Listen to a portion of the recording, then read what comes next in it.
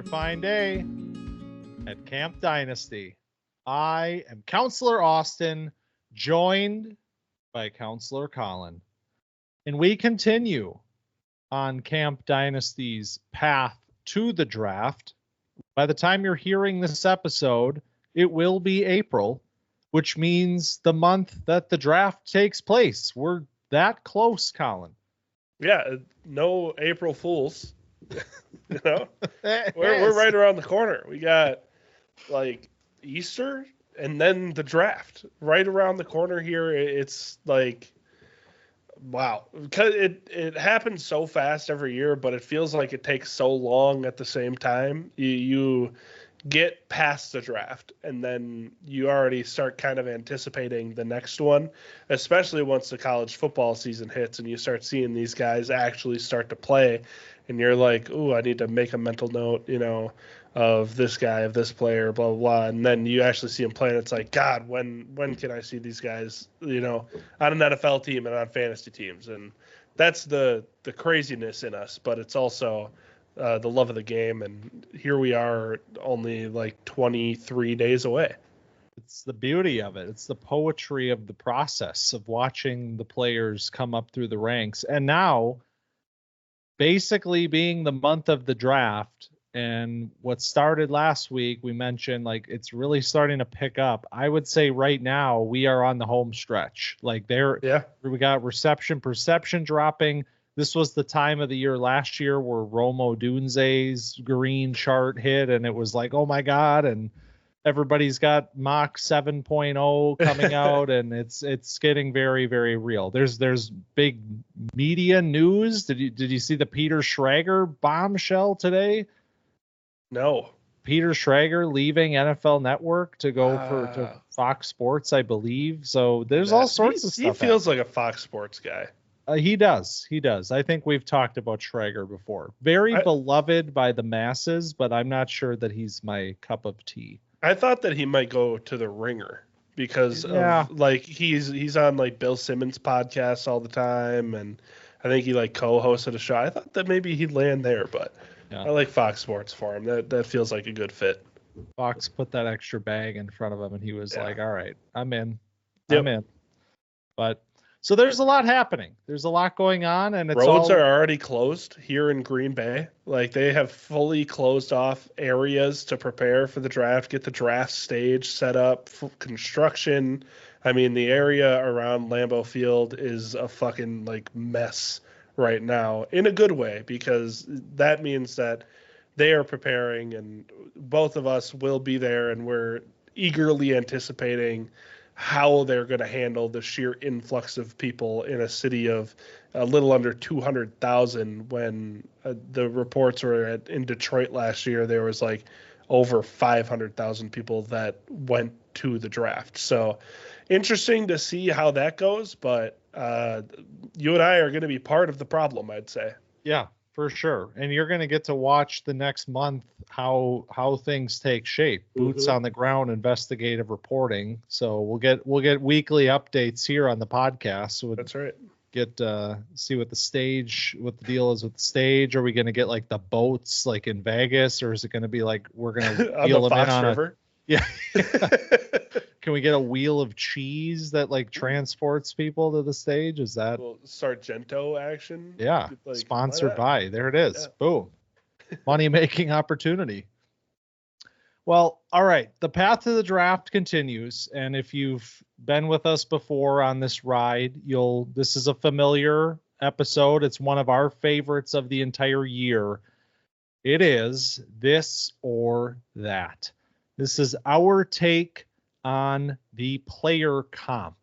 We make, sometimes we launch some soft comps throughout the year, but it all leads up to this moment where we are making very serious, totally accurate comps in either direction for several of our top players. And if we're wrong, it's devastating because we do completely mean it when we say these things. We are staking our claim that Javon Baker is going to be Stephon Diggs, and if he's not, then we are bad at what we do. So So if you can't tell, and if you don't know the drill, this is not very serious. It is a way to sort of poke fun at the idea of the player comp because it is so obsessed over while being so meaningless in the grand scheme of things. So we like to take it to the polar extremes here, where players are either going to be this, meaning, potentially Hall of Fame caliber player comps, all the way down to that, meaning guys that didn't even stick around in the league, and all sorts of things in the middle. Yep. One thing I will say, it's not, they're not just names out of a hat. These are players that are in the vicinity of the players that we're comping. Like some of my comps, like you're bending the truth a little bit, but like in the essence of the player, that's sort of what we're talking about. So I don't want to make it seem like we're just dudes saying names here. This is a, somewhat of a real exercise, but we put our own little goofy spin on it. Yeah, it's definitely informed. Like, it's an informed take of, like, I think he could be, like, his ceiling is this, and his floor might be this. But every player is going to likely end up somewhere in between, is really the basis of the bit, or whatever you want to call it, where it's like, yeah, I've been saying Omarion Hampton is Jonathan Taylor all year. Like, do I think he's going to be Jonathan Taylor? Probably not. But, like, I see vibes, so but spoiler. Well, we'll get into that. We are talking about 16 players today. Last year, we split this up, top talents, mid-tier sleepers, and IDP. This year, it just feels like the mid-tier is so expansive and also kind of blurred into the top tier, sort of. So we're just going top 10 names. We're hitting all the big names that we expect to be in the first round of Dynasty rookie drafts. And then we also have 4 additional players that could be, some later names, but we didn't go too deep yet on the sleepers.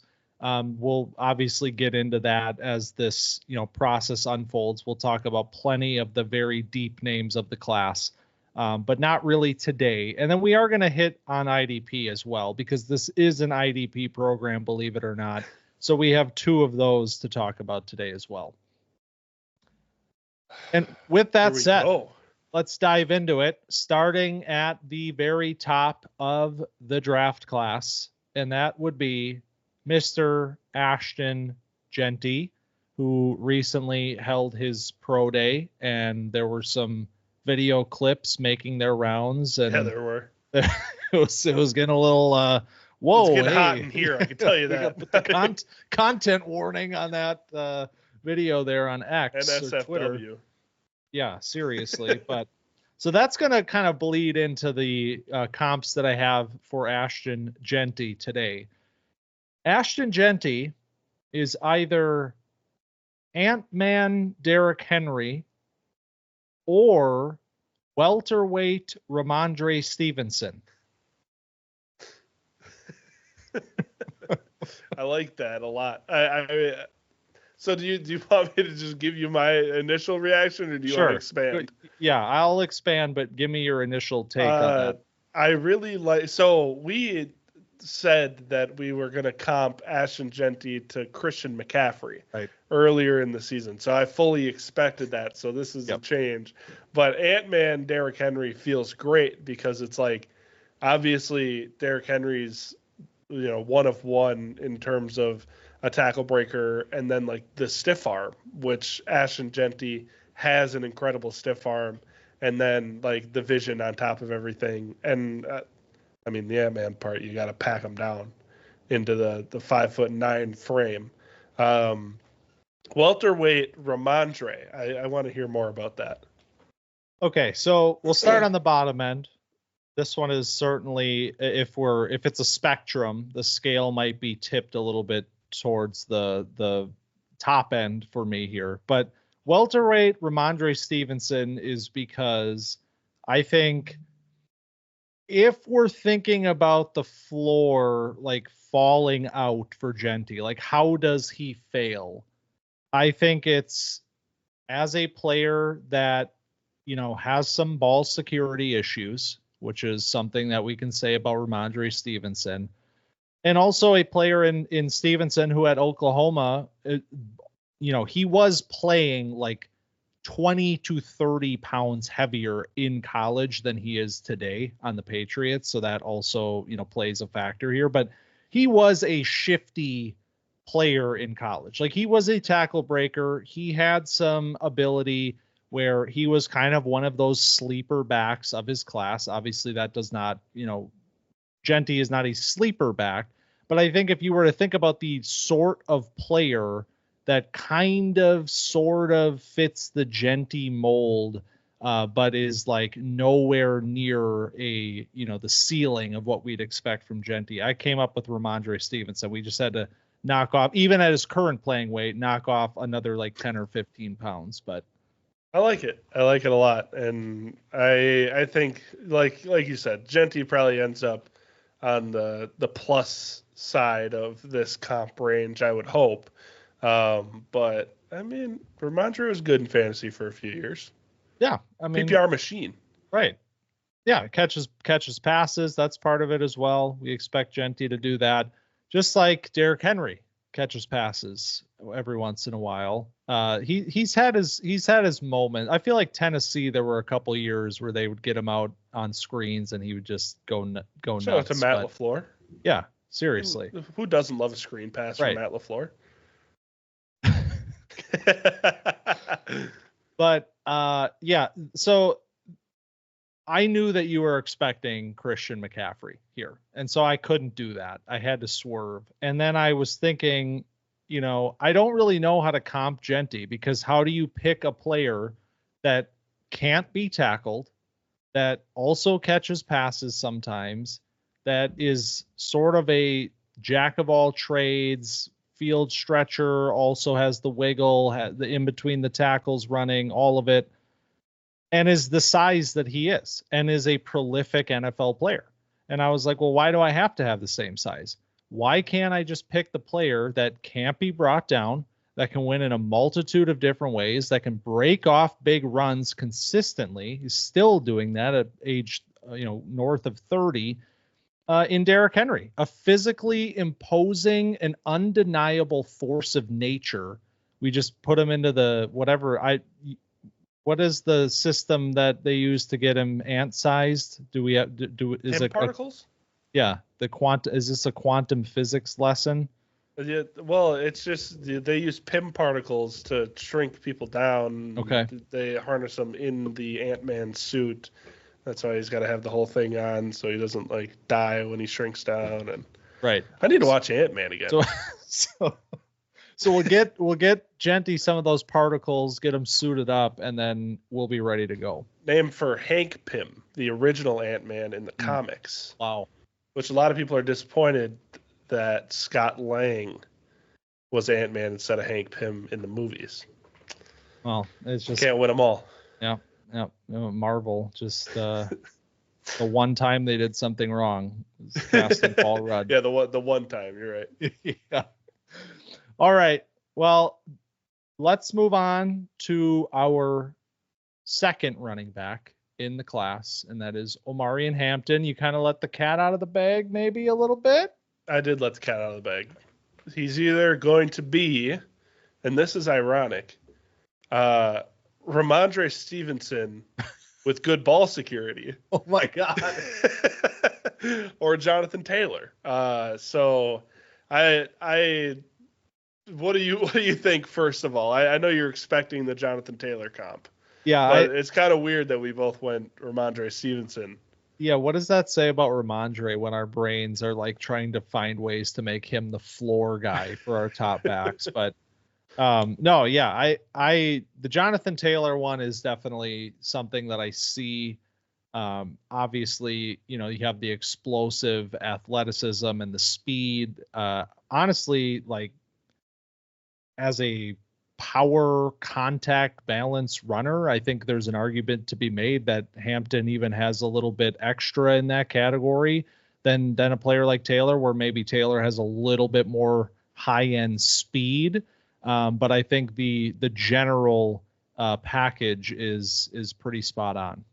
Yeah, I think like you said, when it comes to being a complete back, being a player that hits a hole decisively and can, shrug off arm tackles, no problem, and then finish runs. I mean, Omarion has some more powerful finishes than Jonathan Taylor does, but Jonathan Taylor also operates really well as a short yardage back, and I think was a little more aggressive with his body as like a college player than he is now in the NFL, especially after a few injuries. And like, I feel like Omarion, has that. I feel like he can develop a little bit more speed to his game and like a little bit of get out and go, because like you said, he's not the like blazer like Jonathan Taylor is, because Jonathan Taylor finds a little bit of daylight and he's gone. Omarion has some moments, but he's not like the burner when you think about it. But like, I still think he's got plenty to go. Omarion also just looks for any excuse to lower his shoulder into something. Yeah. Where it's like, if you just didn't do that and try to use your elite athleticism more often, like maybe then we'd have a different impression of him in that way. But it's true, which I don't hate. I'm in for more guys that are looking for trouble. And on the Ramondre end of things, I mean, I just feel like we just came in with an agenda that we wanted to slander Ramondre Stevenson, and we have accomplished that. So. Yeah, I was like, who's a running back who's like pretty good, but we all kind of wanted to be better. Yeah. And kind of fits the size and a little bit of play style vibes. And Ramondre came up where it was like, if Omarion doesn't work, it's because like there's some vision issues, and like I don't love his feet sometimes, and I think that's a problem that Ramondre gets into. But I also think Ramondre has a really bad offensive line, which doesn't help. But you see Zeke Elliott come in there and he's just going north-south and it works. And sometimes Omarion can dance a little bit. Sometimes he has a little trouble seeing things clearly. And then, Ramondre doesn't have the like elite speed to burn. And sometimes Omarion doesn't show that too. But yeah, I would lean more on the high side of this one as well. All right, let's get into the wide receivers. And this player in particular, I think, will generate some additional conversation outside of just our comps today. And that is Travis Hunter.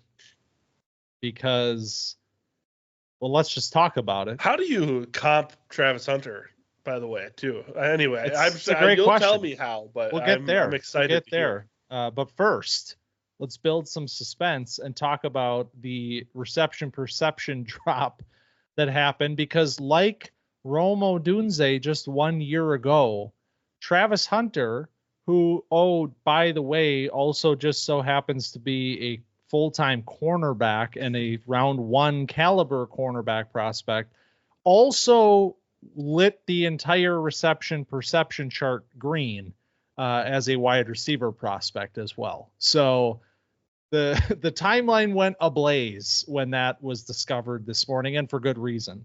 Yeah, it was insane. It's like we kind of talked about Travis Hunter as a receiver prospect, and we're like, man, I think he's really good. And like we threw around some names that maybe it's like, yeah, he kind of moves like Odell, but like obviously he's not that like that going to be that good. But and then one of the best to do it, Matt Harmon drops the full green chart for a guy like you said that plays DB, and it's like, oh shit, let's think about this a little bit harder.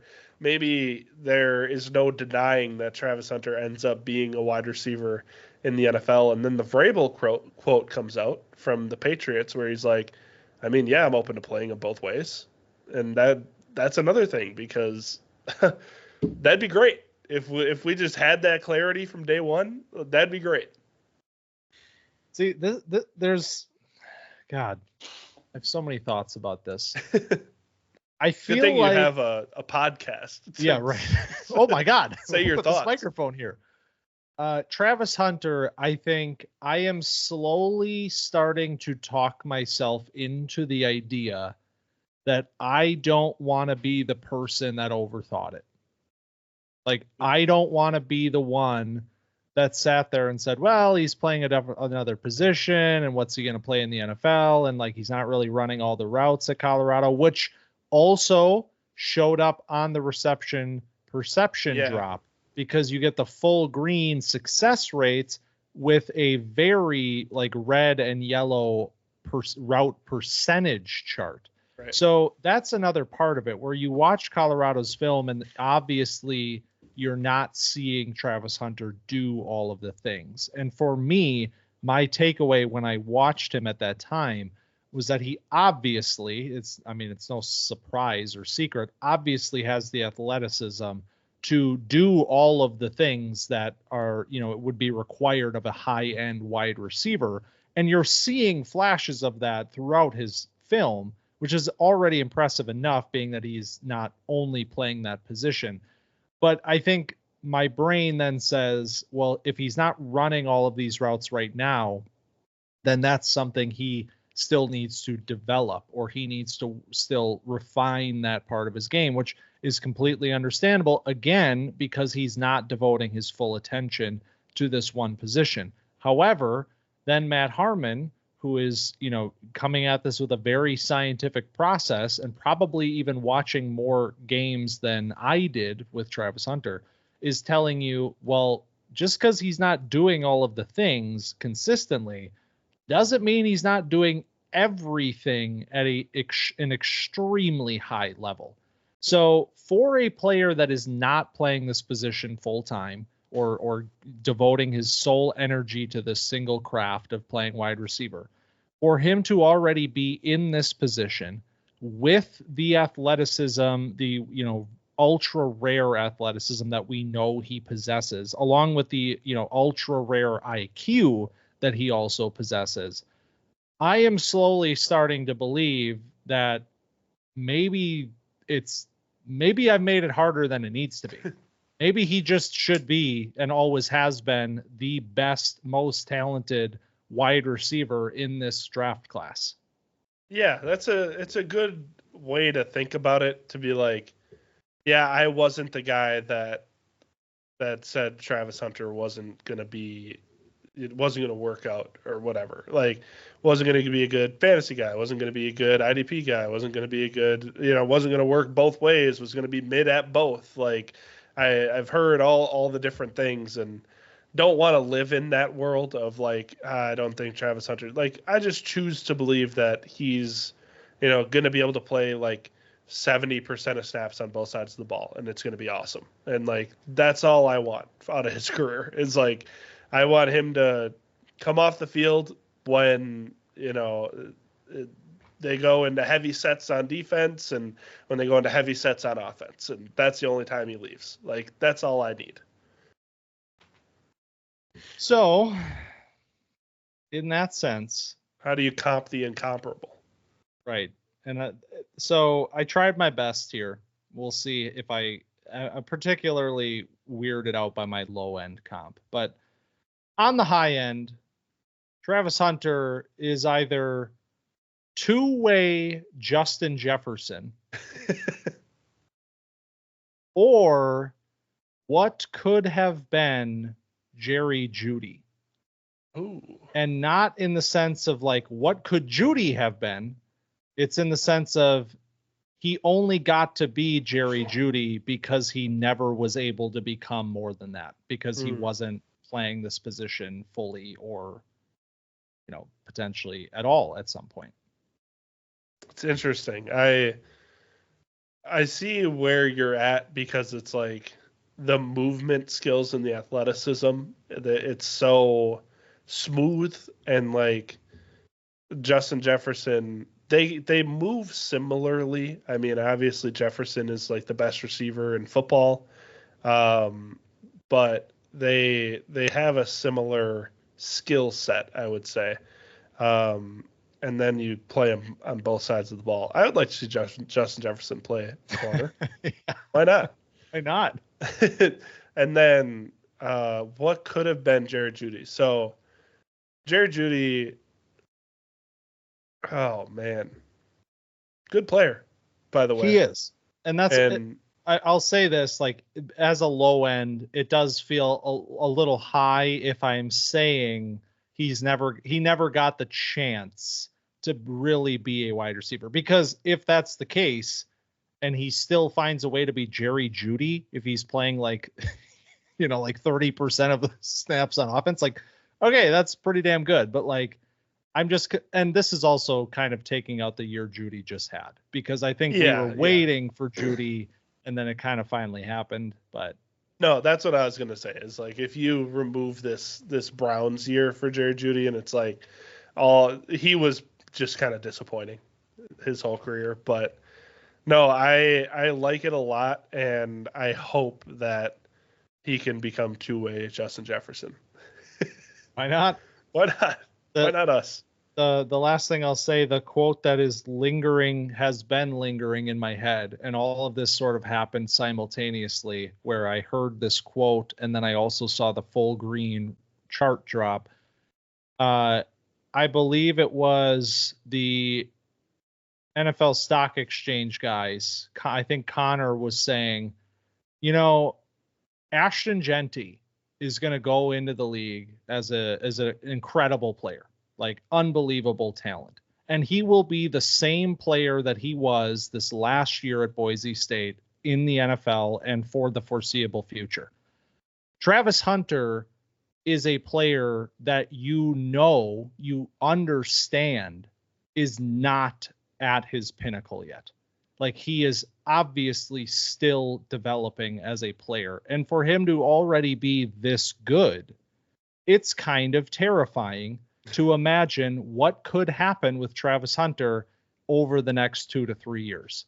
So that one has been living a little rent free in my head. And this is completely independent of what position is he going to play for fantasy. Are we going to be able to utilize this elite talent and elite potential?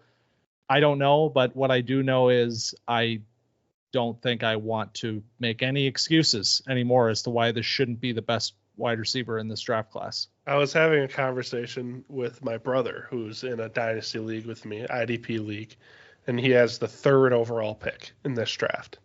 And he's like, what do I do? And I'm like, take Travis Hunter if he's there. Otherwise, take a running back. And he's like, it's super flex league. He's like, I feel like I should go quarterback. And I'm like, this is not the year. I'm like, just take either whoever's left of Omarion Hampton or Travis Hunter. And he's like, am I really going to take like Travis Hunter 3rd overall? And I think that's might be where like a lot of the like casual public is, because he's my like avatar for like the casual Dynasty player. Like, I'm going to check in 3 days before the draft of like Dynasty rankings, go on Fantasy Pros and like scroll through and be like, okay, those are my targets. So I commend him. If you're listening, apologies for calling you up, but I commend him for asking.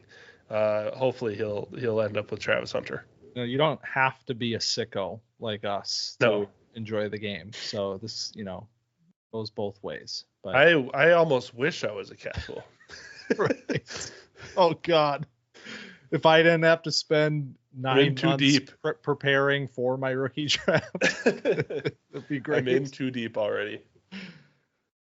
All right. Well, Travis Hunter has stolen the spotlight, but that does not mean that Tetairoa McMillan has suddenly disappeared off the face of the planet, and you have some comps for Tetairoa McMillan. I do, and I think this is my most chalk of the comps, because I mean, we've been talking about Tetairoa McMillan as a T. Higgins comp the entire time, and I think you're going to hear it a lot. And I really didn't want to do the T. Higgins comp because I mean, somebody gets comp to him every single year because he's one of the like only true like boundary winning X receivers in the league right now. Like there's not many high end versions of that player, and T. Higgins is one of them. But I think this goes multiple layers.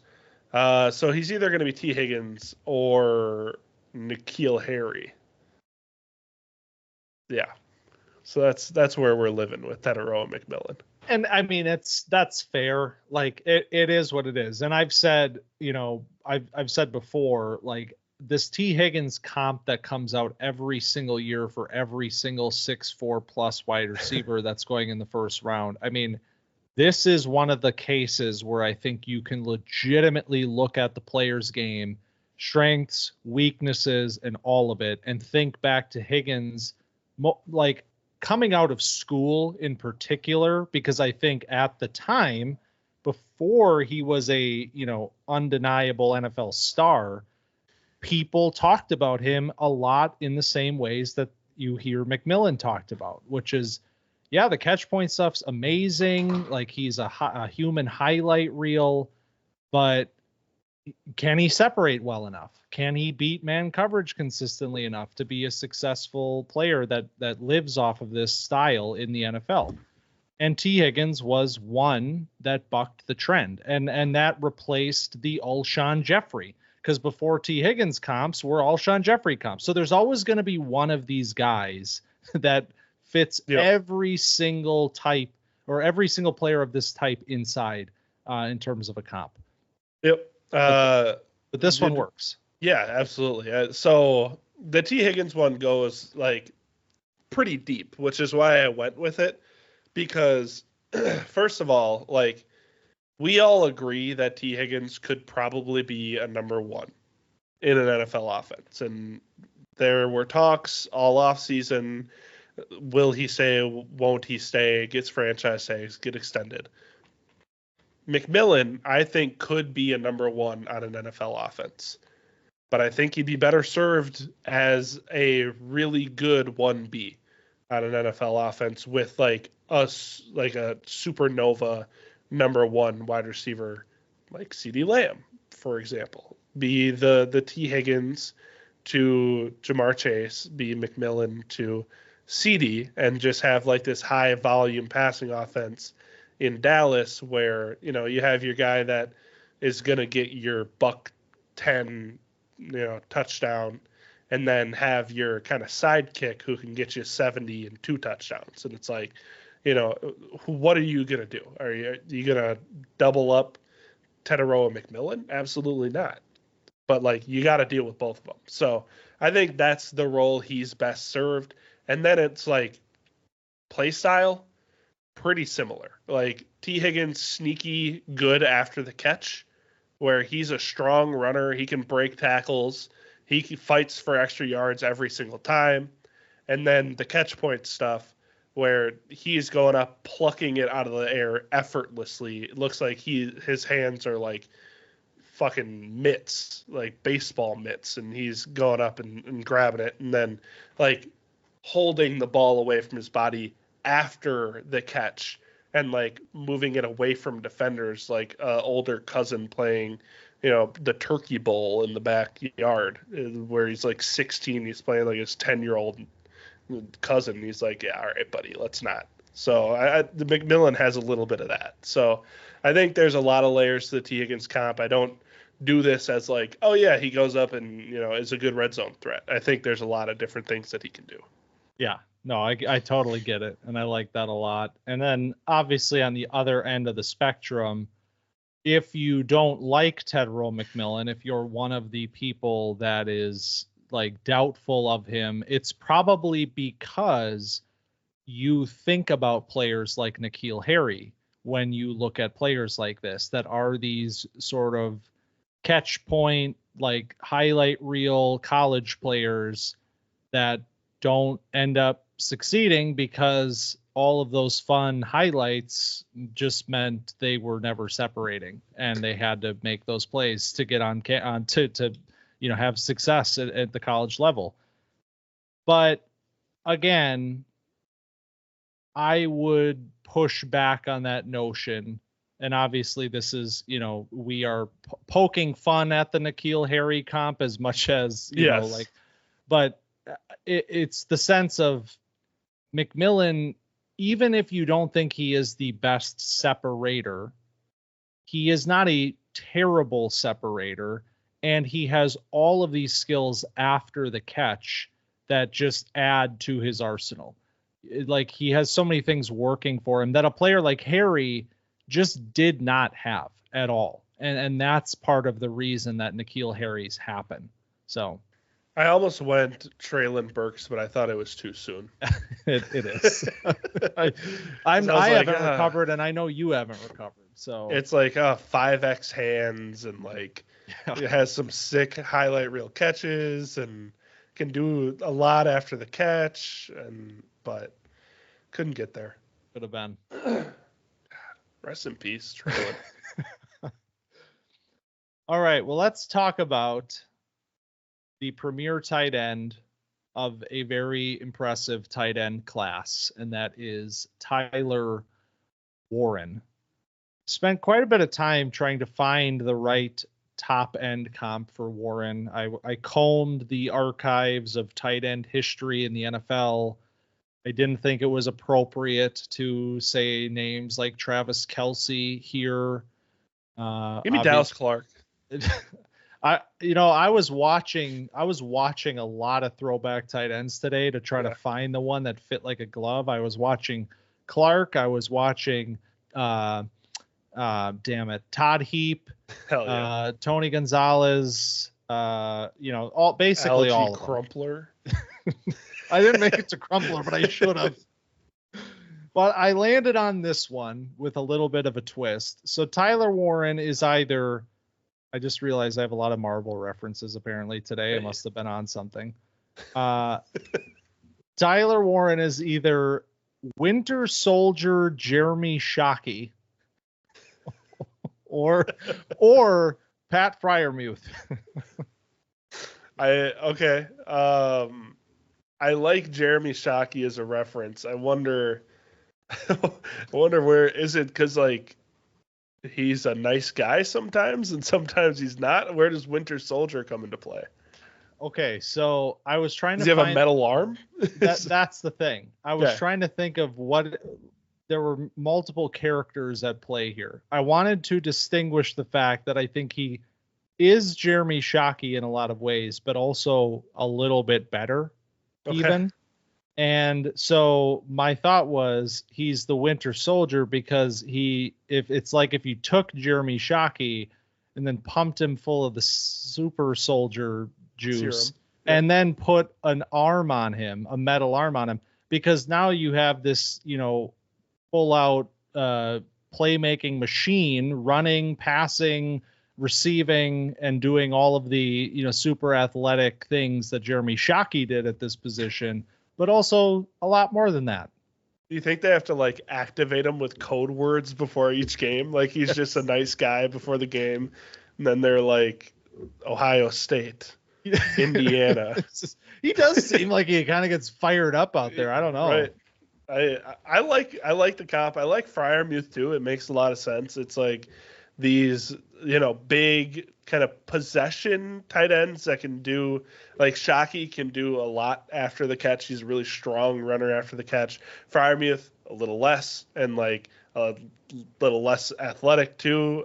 So I could see it kind of ended up either of these ways. Both of them really solid blocking tight ends too. Obviously, Shockey more so, but Freiermuth is still very valuable to the Steelers, even though he's not a featured piece of the offense. It's still a guy that's seeing the field on most downs, and I think at the very least Tyler Warren's going to be playing a lot. Yeah, I thought about just saying yet another Penn State tight end, but then I thought that was a cop-out, so I've just picked one of those many tight ends that have been super hyped up and not necessarily lived up to that billing. I think Freiermuth has been a good NFL player, but once upon a time, and although he didn't go top 10 like Tyler Warren might, he was talked up as a very, very, top end talent at the tight end position. Yeah. So, and he's good, but he's not excellent yet. So I agree. I like the comps. I like the Marvel references. Yeah. I think a lot of people are in on Marvel movies, and Fantastic Fours around the corner. That could turn the page for the Marvel Cinematic Universe. Who knows? Should have thrown in a Fantastic Four reference, and then we could have got sponsored. I'll see if is there anybody that's like Tetairoa McMillan was Mr. Fantastic. Fuck. The Thing? Is there Quinshon Judkins? How about Luther Burden? Is there a Fantastic Four comp in there? The Human Torch? Flame on when he catches the ball? Let me write that down. But Luther Burden. I have Kaleb Johnson before that, which you do have Kaleb Johnson, who I forgot to write on my sheet. That's okay. I thought I had a really nice segue transition there, and I fucked it up. Of course, it's all good. I wrote down Kaleb Johnson because I think he matters, and I only bring him up because I think I have great comps here. So we have Steven Jackson with a dietitian, and or Kevin Jones as my comps. Kevin Jones. Yep. He went to Virginia Tech. He was a Bear and a Lion. He had 1,000-yard season. I gotta jog my memory. It was like 04 was the Kevin Jones. I think that was his best year. Well, let's hope Kaleb Johnson is not Kevin Jones, who I no longer remember. Apparently. See, that's okay. So I'll get into it while you go, because the reason I went with these two players is because Kaleb Johnson, I think, is really good. Steven Jackson was a solid, one cut back, really strong player, a guy that could shrug off tackles. Johnson, I said with a dietitian, because Steven Jackson was like 240 and Kaleb Johnson's like 220 something.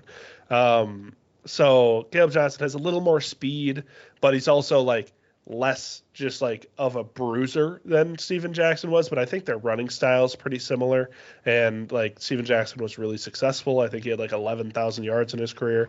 Kevin Jones, on the other hand, it's just didn't quite have the athleticism. He was really good in college. He broke a ton of tackles. He could make guys miss, but didn't have that next gear. So couldn't quite make the leap to elite running back, and so it just never quite worked out because it's just how it goes sometimes with these players. Yeah, and that's a very real potential reality for a player like Kaleb Johnson, who does not have the rare athletic gifts that some of the other backs in this class do have, and he wins a lot off of just how he plays the position, his feet, his vision, and his power and all of those different things. But Steven Jackson is one of those players that I feel like if you weren't around for Steven Jackson, you might forget about him or not even realize how good he was. Yeah. But if you were there, he was a blast to watch. So I hope really Kaleb fun Johnson, on Madden too. Yeah. Oh yeah. An incredible Madden player. Underrated pass catcher too, which I think Kaleb Johnson is. Yep.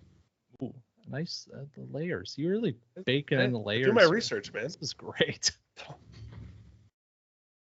All right. I got to make sure I can keep my list straight now. I think we're on Emeka Egbuka for me.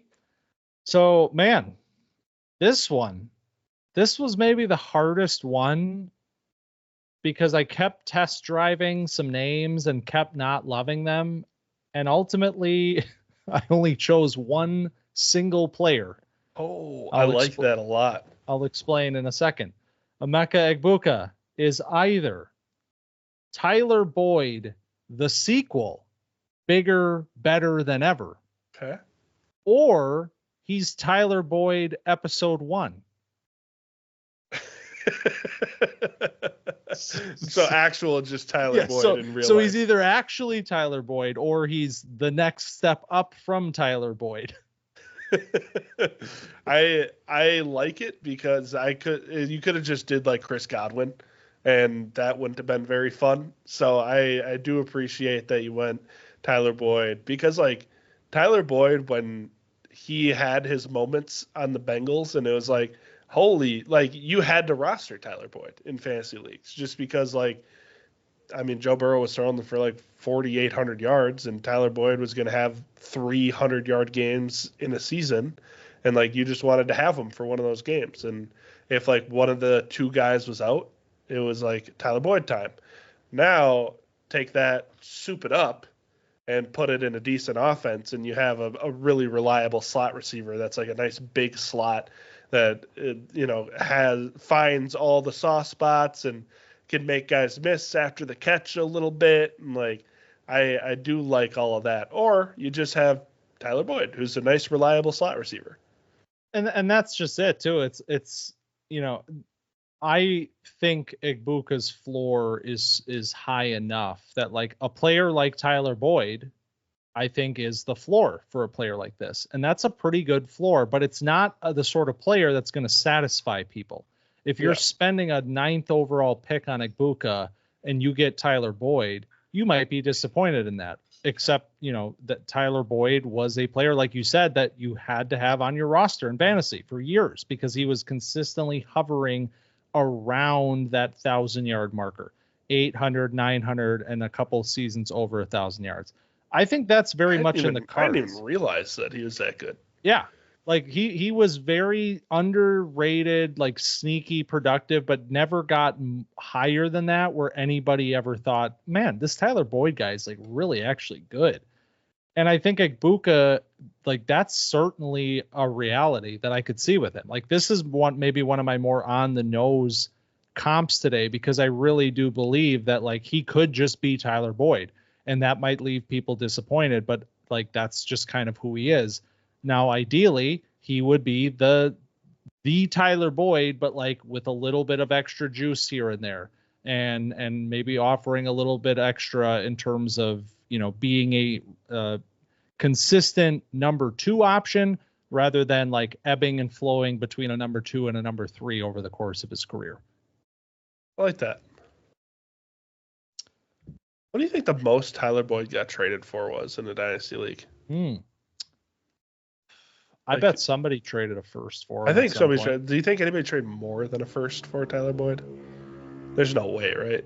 Well, I think it's possible because Tyler Boyd was a first-round pick in our league, I believe. So maybe if somebody loved Tyler Boyd right after the draft that first season, like wanted to get in early, like, hey, I'll give you a first and a second or first and a third. Hey, why not? I respect it. Bad move by that guy, but I respect it. They're not in the league anymore. All right, now it's time to talk about Luther Burden. It is. So Luther Burden is Jalen Waddle with a limiter or Torrey Smith. Okay. So obviously Jalen Waddle is like a 4-2 kind of player. So we gotta tune that down a little bit, because Luther Burden, as athletic and as explosive as he is, doesn't have the speed that Waddle has. But I think he has like the suddenness and like the herky-jerky kind of motion that Waddle has, and gets in and out of breaks really well, is a good like player in motion. I think like Burden, I imagine in one of these offenses that's just like jetting back and forth in motion and getting into these cheat motions that like the Dolphins use, getting into his route with a little bit of speed behind him. And then, obviously both of these guys, once you get the ball in their hands, it's fireworks are going to happen. Waddle mostly because he can break angles, and Luther because he can break ankles. You feel me? And then Torrey Smith, who I think I used as a comp last year. I think I was specifically the Ravens Torrey Smith I pulled as a comp. But this one's just in general of like, he's a good player, but like he can never quite turn into a number 1. And like maybe you use him as a deep threat and a screen guy, and like that's about it. And that's a very real possibility of like he's a solid contributor, but he's never like the guy. Yeah, I totally can see that. And I think the Waddle comp, well, first of all, I want to give a shout out to Happy Madison 4 for putting the Burden Waddle comp down in the comments of our last mock draft. That was very astute. Nice. And I like it. And we're bringing that here to the show today. But it's because it works. It really does. And Burden's obviously not going to go 6th overall, but I think a lot of the if things. If you ran a 4.2, maybe you would. And that's just it. Like Waddle ran a 4.2 and went to Alabama. Waddle had that, the athleticism, like checkbox with a giant Sharpie. And that's what had everybody so excited about him. Whereas Burden, like, he's not quite on that level. And he also didn't have like a huge year this year. Waddle never really had a huge year either at Alabama. So like, that's also sort of a parallel here. But yeah, no, I can totally see it. I think at this point, honestly, Burden is maybe becoming one of the more, like, it's hard to say this today, but he feels like he's going to be one of the better values of this upcoming rookie class because of the fact that we don't expect him to be a first round pick in the NFL. And that could drop him down dynasty draft boards, but I still firmly believe he belongs in this conversation among some of the better names in the class. And it's because, maybe it's not Waddle, but maybe it's something close to that, a lot closer to that than Torrey Smith, perhaps. Also, like, another guy that's probably going to be a really good wide receiver too, which Waddle is in the NFL. It's like, it probably plays best as not the guy you're throwing 120 balls to. All right, let's jump back to running backs with TreVeyon Henderson, the first of our 2 Ohio State running backs in this class. So this one, it's not going to sound very, this comp is not going to sound very impressive, but I just really, really like this comp. So TreVeyon Henderson is either prime Lamar Miller or right now Justice Hill. I had started Justice Hill for like 6 games in our league. You started him that week that he had the huge game, didn't you? Yeah, I mean, out of necessity, but you had to, but it worked out. It did. I like these because you have the speed back. Lamar Miller, like you said, it's not sexy, but I can see the play style similarities between Henderson and Lamar Miller, and like the guy that's shifty but also has like plenty of fuel to burn. And like maybe if you gave Lamar Miller 20 touches a game, he could be a relevant fantasy guy. Well, and that's just it. It's like part of me wanted to find like long speed, explosive running back and just stamp that on TreVeyon, but I've said many times that I feel like TreVeyon is better as a counterpart back. Like he works best in a 1-2 sort of backfield where there is a little bit of thunder with his lightning. And I feel like Lamar Miller, like honestly, when you look back at his career pre-ACL tear, he was like kind of underrated, perhaps, like especially for fantasy purposes. And maybe if you were playing and you had Lamar Miller, you're like, he wasn't underrated. Like he was great. It's because over the course of years now, it's like I say Lamar Miller and everyone's like, that's it? That's all you think TreVeyon Henderson is? It's like Lamar Miller had multiple 1,000-yard rushing seasons and the rest of them were damn close. He also got mixed in as a pass catcher, which we expect TreVeyon will as well.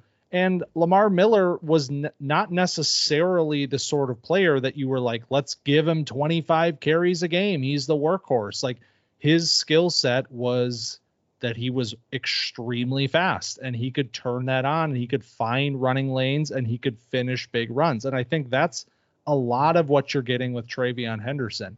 So I think it's realistic to expect him to have a sort of career like Lamar Miller. Could he be better than that? Sure. But I think this is probably the comp today that I'm being the most like, this is actually what I think is going to happen with this player.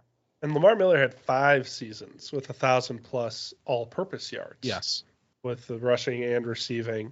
And he's only 2 years older than Derrick Henry. That's a fun fact for That's wild. Who just like was second in the league in rushing last year. Just had like one of his best seasons of his entire career. Yeah. No, who was your floor? Justice Hill. Right. And honestly, Derrick like Henry's friend. Right. His counterpart there. And that's like the other side of it is like, well, maybe TreVeyon just isn't the guy. He's the change of pace guy. And Justice Hill like has kind of carved out like a really interesting role in Baltimore as like their pass catching back that gets mixed in on outside runs sometimes. Like so many screens to Hill that he'll just find the lane, get behind his blockers and hit it. Like, I mean, I don't think TreVeyon's destined for being Justice Hill, but like, I hope not. I hope not. But like, it wouldn't be like the worst career arc. That's the floor, I think. Yep. I respect it. I like it. All right. Well, how about the other Ohio State running back, Quinshon Judkins? So I have not a bad guy, Kareem Hunt, for his ceiling, and then for his floor, I have Marion Barber. Okay.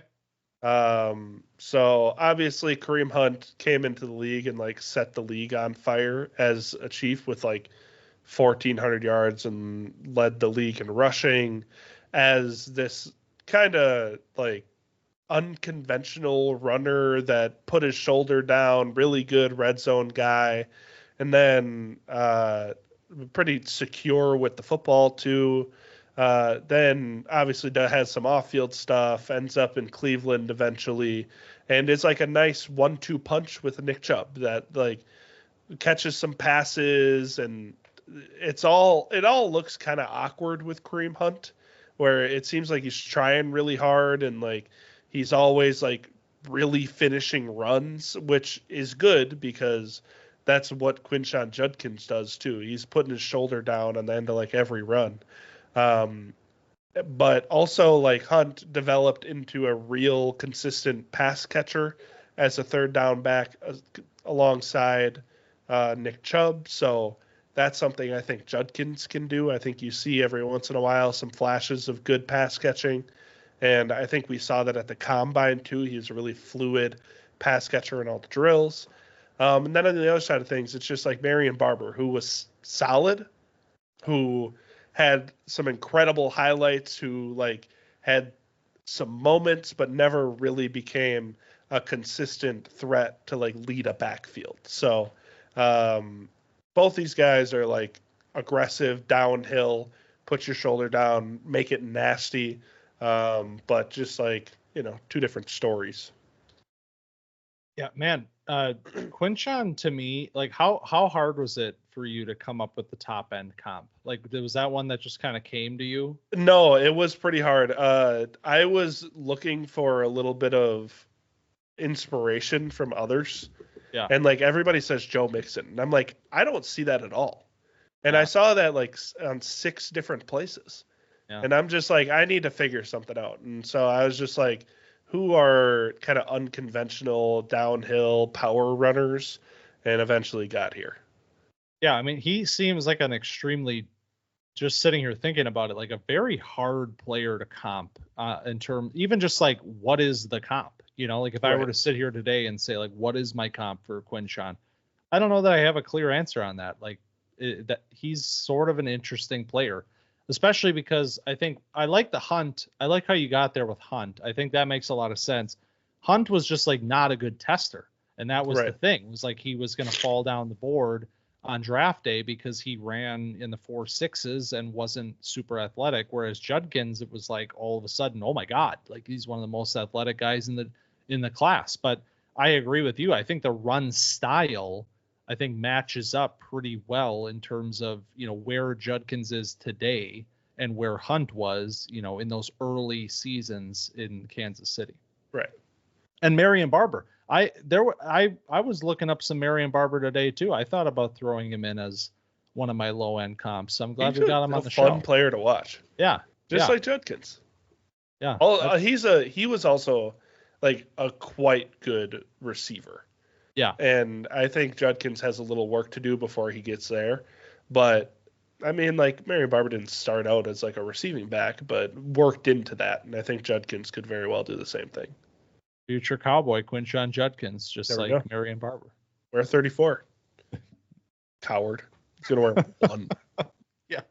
Hey, all right. I know. Why do we gotta have single digits? Because it's cool as hell. It's not. But I get it. You're like not on the train. NCAA players. Exactly. Wear 24 like a man.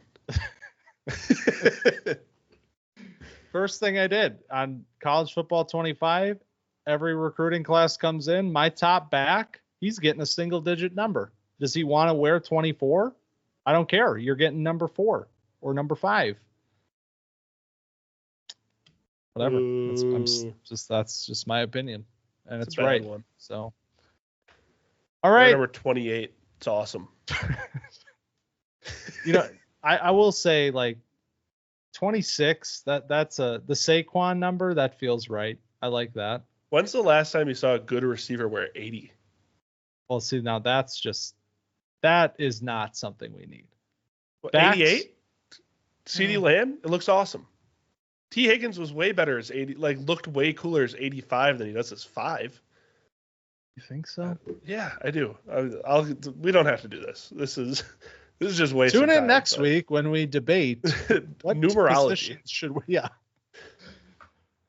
All right, where the hell are we? We are on. Are we out of the top guys? Was that 10 names already? I went through 5, and I also went through 5. That means we are through our top, quote unquote, top tier.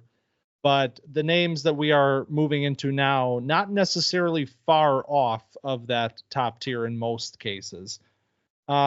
However, this player could be, we're going to find out right now, the furthest player away from this top group. And it's a player that we have not talked much about. And I felt it was very important to get his name into the program. And that is Kyle Williams, the wide receiver from Washington State, who made some waves at the Senior Bowl for his releases and route running ability. DJ on the broadcast being like, I got to go back and watch this Williams kid. And it seems like ever since that point, everybody else has also gone back and watched this Williams kid, including Chris Sims, who put out his top 5 wide receivers in the class recently, and Kyle Williams was included in his top 5. So I had not gone back yet and done the full tape dive on Kyle Williams. So I thought, now's the time.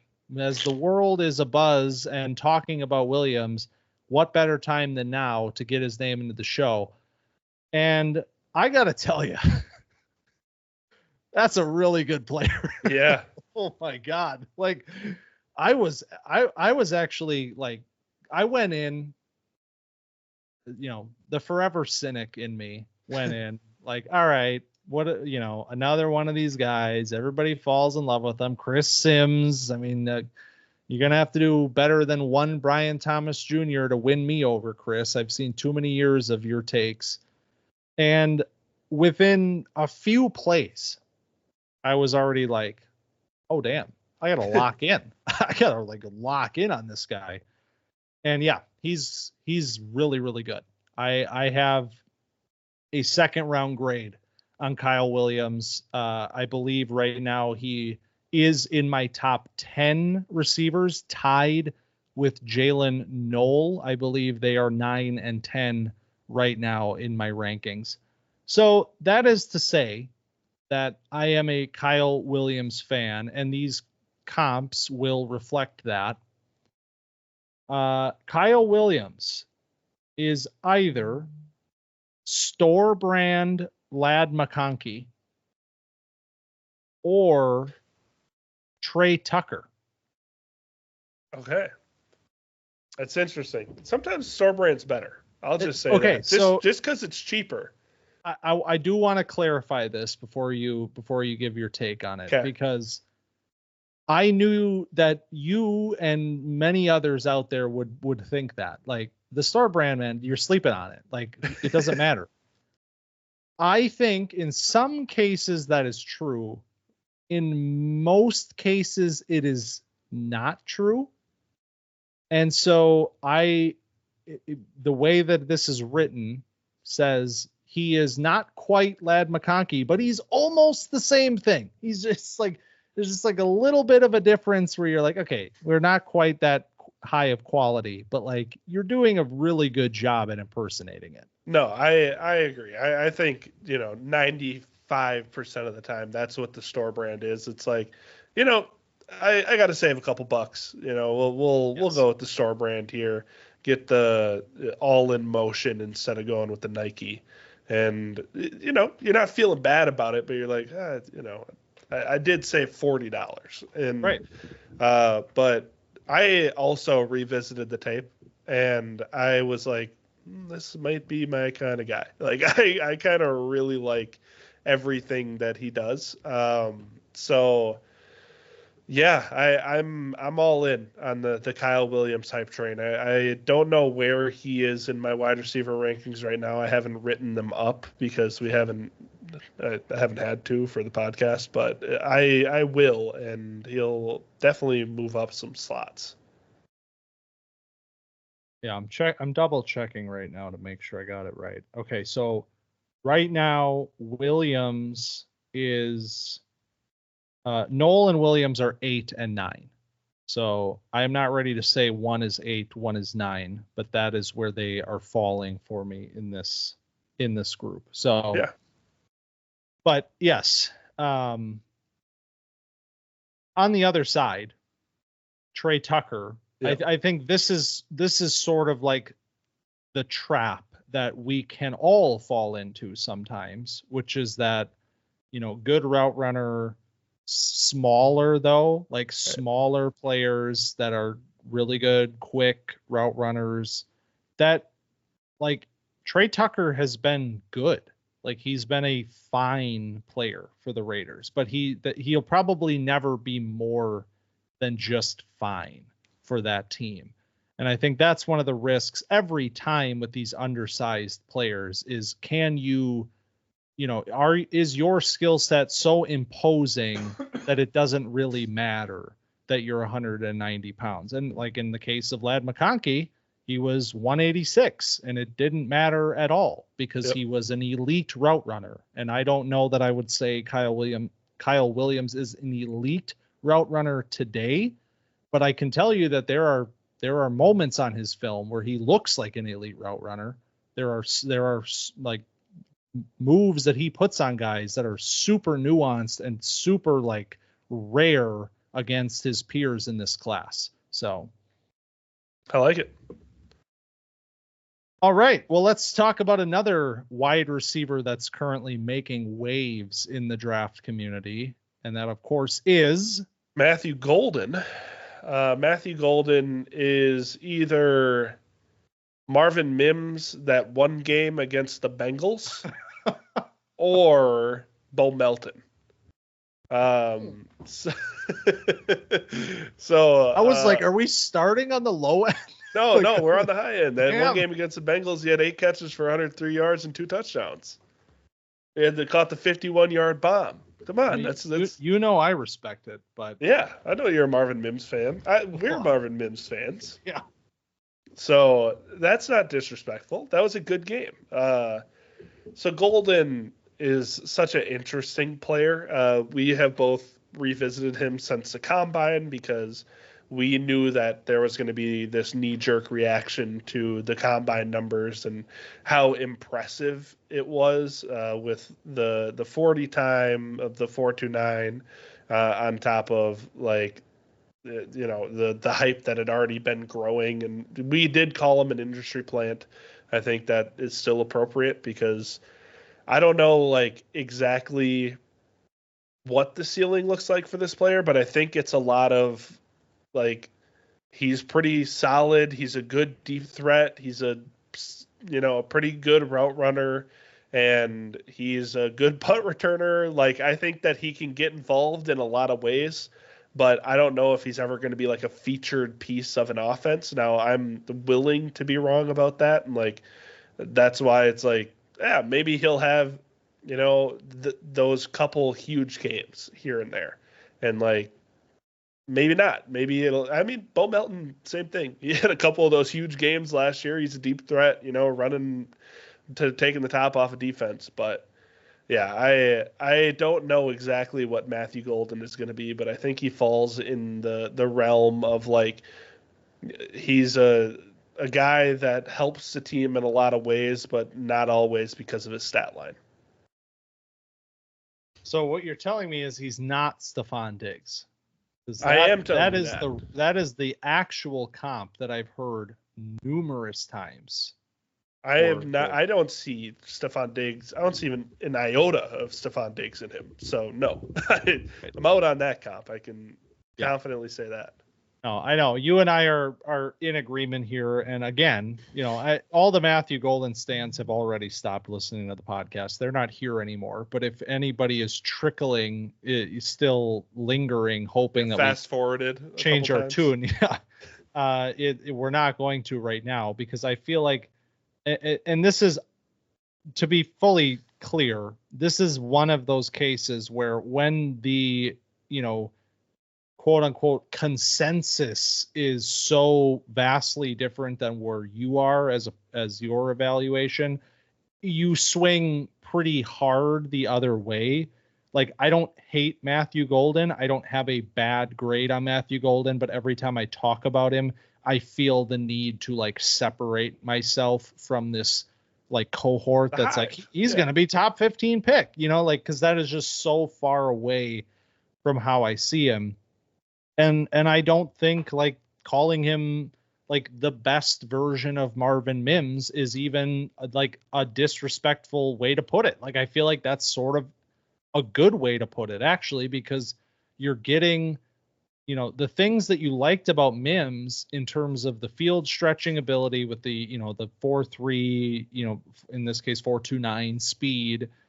And you're getting like some kind of wild catch point stuff too. That's like really exciting when you get down the field and then you're making these leaping catches, and it seems like you're like a no doubt talent. Now, I think Golden is a little bit further along as a route runner than Mims was, but that is not to say that I think he is a very polished route runner like many folks are like sort of Diggs claiming. Yes, like that's where the Diggs, one of the best route runners in football.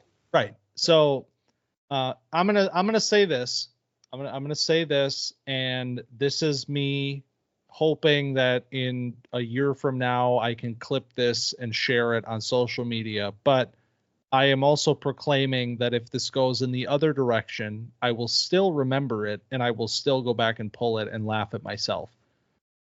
I would 100 times out of 100 draft Kyle Williams at 45, then take Matthew Golden at 15.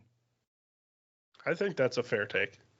Like Kyle Williams is like minuscule amount of like evaluation criteria off of where Matthew Golden is today, in my opinion.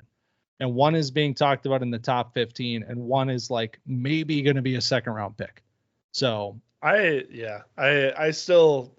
reiterate what I think I said last week. Like, I don't understand how Golden got to be a shoe-in mid-first, because I don't think anybody thought that before the combine, but here we are. This is the world we live in, and I like you said, I would be comfortable taking a couple other guys at later picks and bypassing on Golden in the first.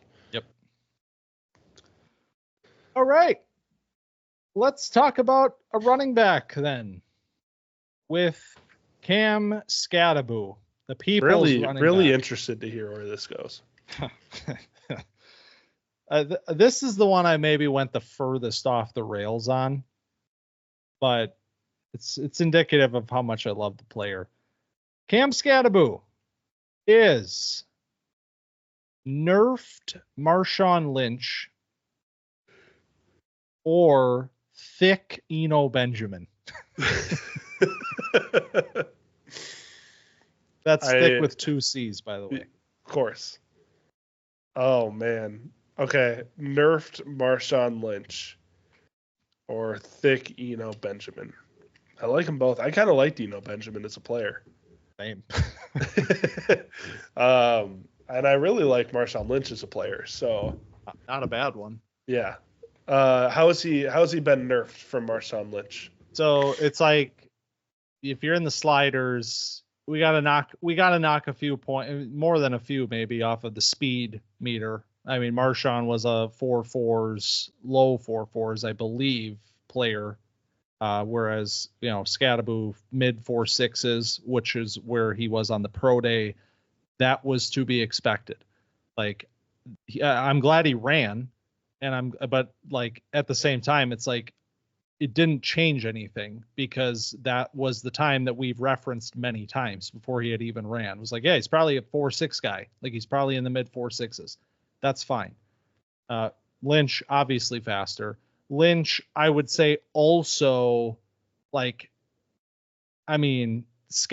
is a very, very high-end tackle breaker, but I think comping any tackle breaker to Marshawn Lynch would come with the caveat of we're gonna just slide that slider down a little bit. But that's about it. Yeah, no, I do like it. I think the contact balance is the real thing with Skattebo, that you're like, man, this guy just does not go down easy at all. And that's how you bring in the Marshawn Lynch comp, is he just bounces off of people, and he can look like he's in a compromised position and he'll find a way to get north and south again. And maybe he just ends up not doing a whole lot and being Eno Benjamin.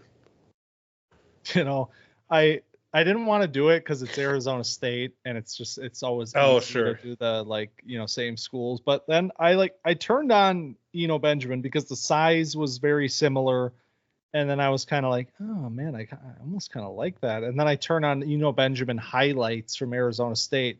First play is him running through 6 guys and spinning into the end zone, and I was like, God damn it, Skattebo's gonna be Eno Benjamin, isn't he? I love it. It's sometimes it just works out. You helmet scout and it's I don't want to do that, but sometimes that's just what it is. At least Skattebo's got 20 extra pounds helping him versus Benjamin. Thick in a good way. Yeah. Yes. All right. Our last offensive player of the program, and that is another player that is being hotly discussed right now at the wide receiver position.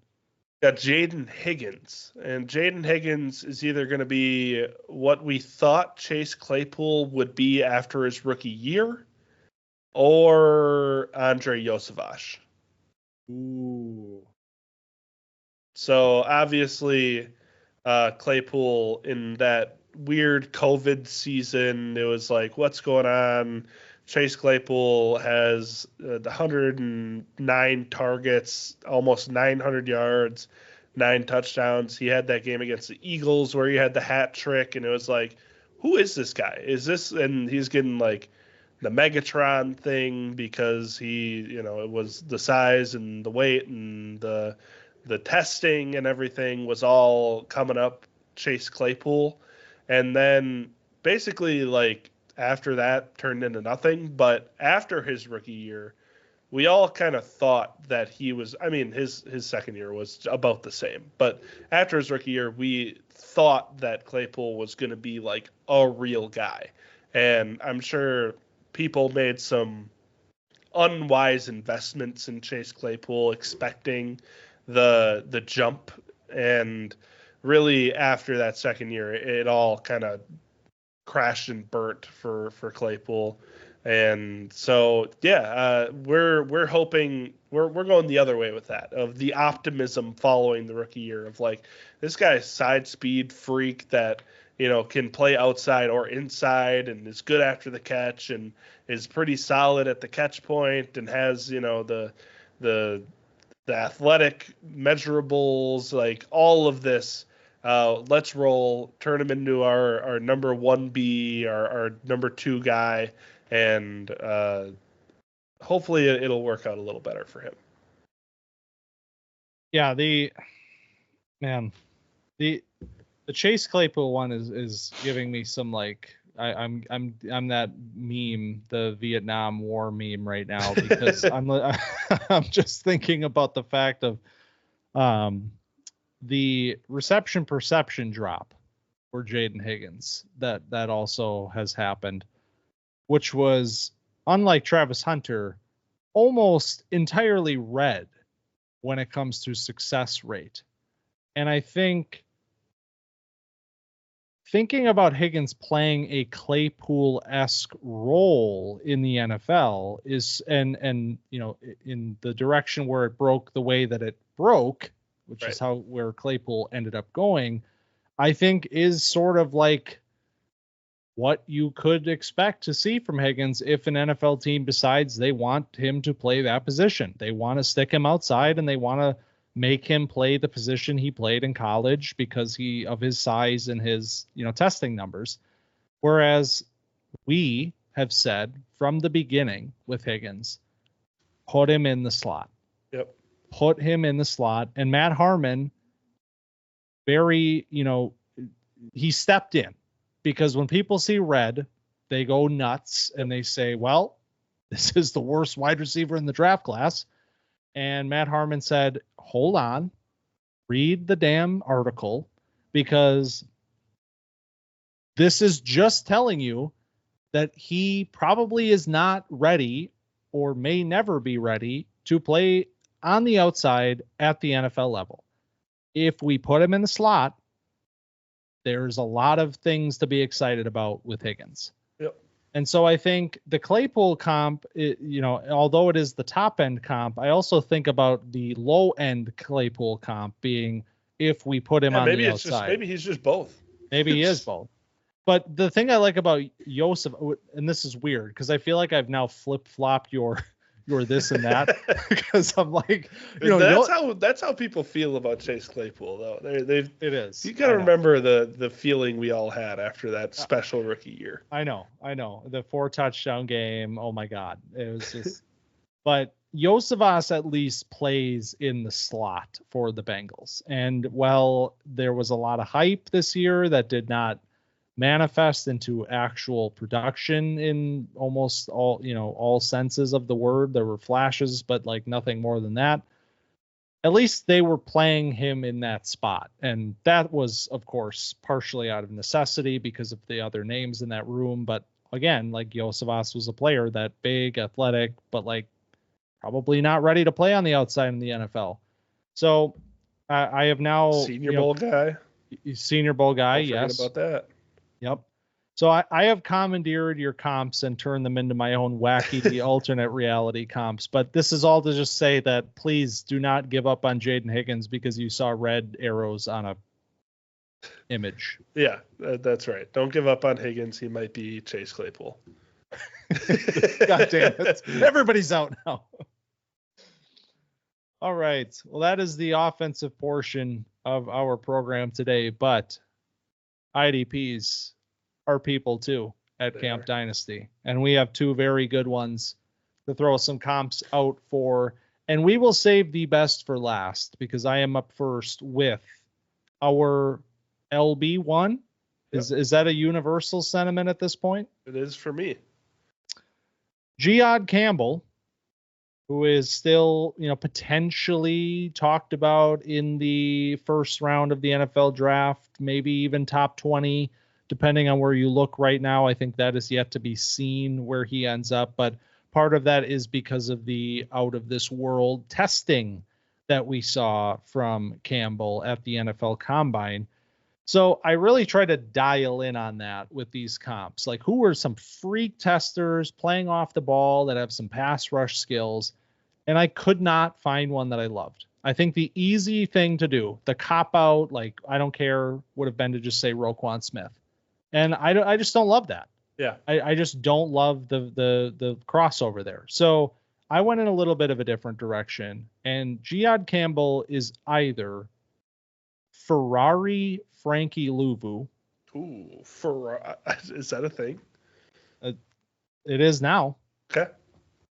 Or Kenneth Murray.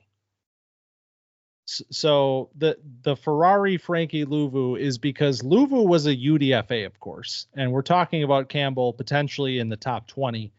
Louvu was not a good tester at all, and that's like a lot of the reason that he fell out of the draft period. Oh, so that's not a nickname. It's not a nickname. I thought it could it's be kind now. Of a fucking sick nickname. Right? We got Maserati Marv last year. Now we got Ferrari Frankie Louvu, who was leaping over the pile time after time to try to stop the tush push. Exactly. So if we just souped up Frankie Louvu, we put all the the Ferrari engine in there and the 0 to 60 in 0.4 seconds or whatever it is. F1? I don't. Yeah, me either. But shout out F1, which is taking over the world, it seems. But Team Ferrari is any Team Ferrari stands out there. Yeah, shout out to the one guy. Shit. I know one guy that's on Team Ferrari. Shout out to him. And he also has Frankie Louvu on his fantasy team, so we know what nickname's going to hit the chat. But so yeah, we're souping up Frankie Louvu, a linebacker with, obviously that has become incredibly productive for fantasy purposes, but also as a pass rusher. He played as an edge rusher in college. That's another part of this crossover of this comp. And then there's like Kenneth Murray, who was very athletic, came from a big school, top 20 draft pick in the NFL, did not work out at all. Yeah, I like the Kenneth Murray comp because like Kenneth Murray's still playing a lot of snaps in an NFL offense. Can't cover a soul in pass coverage. And like if there's something that doesn't work about Jihaad Campbell, it's like he just doesn't fully get pass coverage because he hasn't really been asked to do it a whole lot. But on the other end, like Louvu is such a machine covering like every blade of grass. And like you say that a lot, but that's something Louvu does where he'll have like a couple. It's not surprising when you see Frankie Louvu have like 11 tackles and 2 sacks. And like it wouldn't be surprising to see Campbell do the same kind of thing in the league just because of the tools that he has. So I do like it. I was thinking of Lewis Hamilton, the driver, Max Verstappen. That's the guy, I think. Right. He broke the sport. Sure. I believe you. We're gonna get next up is the Camp Dynasty F1 podcast. We're gonna add that to the podcast network with our film movie and TV show podcast. Yeah, where we talk about Severance every week. Yes. I'd like to sever myself for tape watching. Yeah. Oh, that would be. Well, then you wouldn't know. You'd have to write everything down. Collin would do the podcast. That's right. But all right, that is Jihaad Campbell, and we now have one final player, the IDP of the class, potentially a top 3 draft pick in the NFL draft in 1 month's time. And it's Abdul Carter. And I know what you're thinking. You're like, this asshole is going to do Micah Parsons for the. He is going to do that. You're right. So he's either going to be Micah Parsons or Bruce Irvin. So Micah Parsons obviously came into the league out of Penn State, number 11, went from linebacker to edge and came into the league and is kind of a tweener and then got put edge full time and was a force in nature and like hasn't had as much success as maybe you'd expect statistically since his like breakout. His rookie year where he was a superstar, but still consistently dominant. Or on the other end, it's like Bruce Irvin, who was quite good and like got a lucrative contract with the Raiders, and like, but never really was exactly what you expected him to be. Like you saw those big seasons with the Seahawks, and it was like, all right, like, are we really giving Bruce Irvin like a max deal in free agency? And of course the Raiders do, and kind of a small edge, kind of like he can play off ball a little bit, but not exactly like a dynamic cornerstone defensive player. So the 2012 NFL draft, I remember very vividly, because when Bruce Irvin was selected at 15 overall, I remember everybody on the set being like, what are they doing? And Bruce Irvin ended up having a good career. Like, he was a good player from that point forward as a top 15 pick, but not quite like living up to that. Like you said, like, we would expect Carter to take that next step to be, you know, Micah Parsons, maybe Micah Parsons without a podcast. Can we get that at least? That would be nice. I would like that. Never tell if Micah Parsons never met CJ Stroud. Yeah. That's the next Tarantino film. But yes, while the Parsons parallel seems too easy, sometimes it is that easy. I feel like it fits like a glove. I mean, the transition, the same school, even same sort of like, yeah, I mean, literally like everything. It's hard to not see it when you're watching him, especially this last season when he made the transition to edge and you were like, oh my God, we just saw this happen, like with the same type of player. So I love it. And I hope that we get that version of Carter. Me too. And that is this or that for 2025, baby. We did it. We did the thing. We made some comps. They were all very accurate and real. Some of them were kind of real. I hope they all hit the ceiling end of their comps, except for Jayden Higgins. I hope he exceeds Chase Claypool. Yeah. I hope TreVeyon Henderson is more than Lamar Miller, but unfortunately, people with the 11th overall pick, I think, are just going to take Lamar Miller. That's a hell of a player to get at 11, by the way. Like, yeah, I wouldn't hate it. Just saying. People forget about Lamar Miller. Yards every season. Forgot about Steven Jackson, but. All right. Well, if you enjoyed our fun little spin on the player comp, we are on Twitter at @camp_dynasty. If Twitter is working these days, I never know anymore. I'm more tempted than ever to try to fly into that blue sky, but I'm scared. I'm afraid. It's unfortunate that blue sky is like not as fun, because like Twitter, because everyone's not there. Yeah, everybody's on Twitter. It's like everybody needs to agree to leave, and there's just people that are too attached. I get it. It's part of my soul. I can tell you that. But also TikTok at camp.dynasty. And if you are watching on YouTube, hit that subscribe button and like the video before you leave, because we very much appreciate that. It helps us a lot, of course. And if you are on the pod feed, like, rate, review, share, subscribe, all of those podcasty things as well. So we appreciate that very much too. Thanks a lot. I mean, we got like 12 reviews on Spotify right now, and they're all 5 stars. Like, you guys are fucking killing it. So far, so good, I'd say. Yeah. And next week, what do we have next week? I don't even know. I should probably find that out so I can tease it. Yeah. We have an episode coming. We're getting it's getting pretty nitty gritty here. We're on the real home stretch. Next week is Flavors of Takes. Bust out some takes / predictions about the upcoming NFL draft. And then we're going to get into our final big boards the very next week. I mean, this is all happening really fast. Yeah. You got to really commit to everything there. That's a little bit scary. All the times I've referenced ties, like I can't keep saying ties forever. Eventually, I got to just put a player somewhere. You do, yeah. And that's going to be in 2 weeks. Yeah. All right. Well, until that point, thanks for stopping by Camp Dynasty this week, and we'll see you next week.